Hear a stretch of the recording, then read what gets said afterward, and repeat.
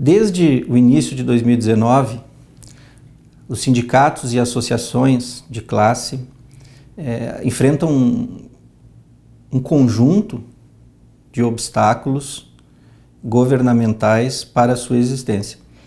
Eu vou citar alguns deles porque isso, do ponto de vista da representação do trabalhador em geral e do servidor público em particular, que é onde isso tem ocorrido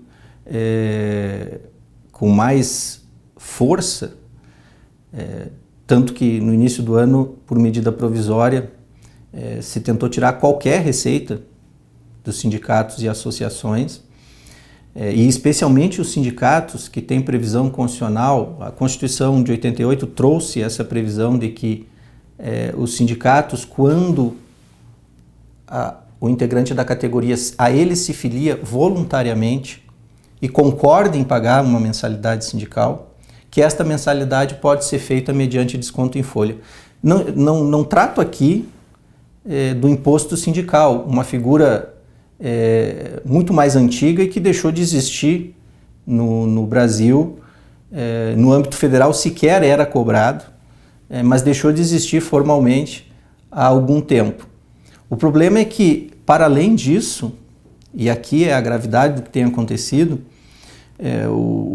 os sindicatos têm enfrentado sucessivas tentativas de se excluir qualquer receita voluntária na forma da Constituição, o que é essencial para a sobrevivência e a representação classista.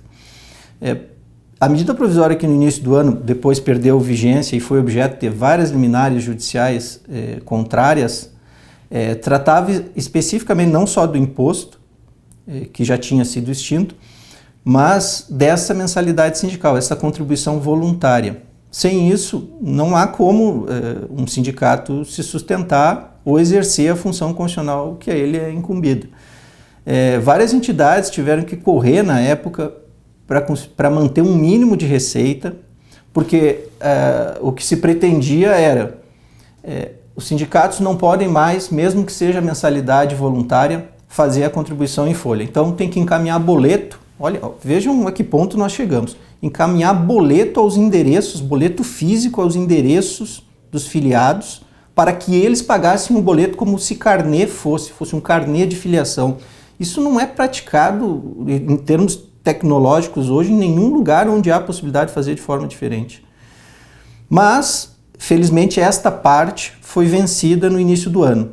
E depois, com a medida provisória perdendo validade, porque não foi aprovada pelo Congresso, deixou de ser uma ameaça imediata. No entanto, e essa é a razão desse esclarecimento de agora, porque os sindicatos receberam há poucos dias comunicados do Serviço de Processamento de Dados de que terão que realizar o distrato contratual. Só fazendo um parênteses aqui para entender o que significa isso. O SERPRO é quem faz, no âmbito federal, as consignações em folha de pagamento autorizadas pelos filiados. Então o sindicato encaminha os dados para o órgão de gestão, tem um contrato firmado com o SERPRO que operacionaliza esse desconto em folha.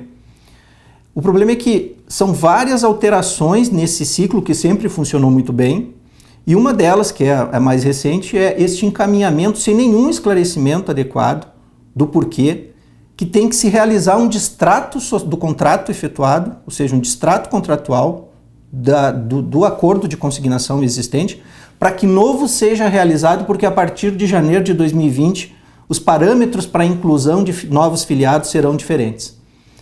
É preciso que isso encontre um caminho equilibrado, porque muitos sindicatos estão sem saber como reagir a essas situações e vendo-se na iminência de novas tentativas de corte da receita voluntária, volto a frisar isso, é voluntária, dos filiados que acreditam no papel de representação daquele sindicato. Isso não pode ser retirado sob pena de voltarmos a épocas em que você perseguia o trabalhador em qualquer lugar e isso era legitimado pelo Estado.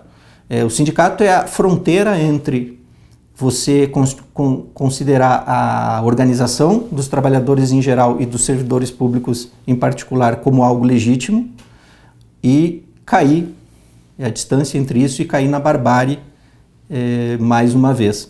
Para que isso aconteça, é importante que os sindicatos que estão recebendo comunicados do SERPRO analisem exatamente o que isso significa, porque há uma diferenciação entre aqueles filiados até o final de 2019 e aqueles que serão filiados a partir de 2020. Então, devem ser analisados os termos do distrato social e do novo contrato, o distrato contratual e do novo contrato a ser realizado. E aqui vale um apelo aos órgãos que participam dessas atividades de consignação para que haja o devido esclarecimento e não apenas a remessa de comunicados gerando pânico entre as direções dos sindicatos e a representação do trabalhador como um todo.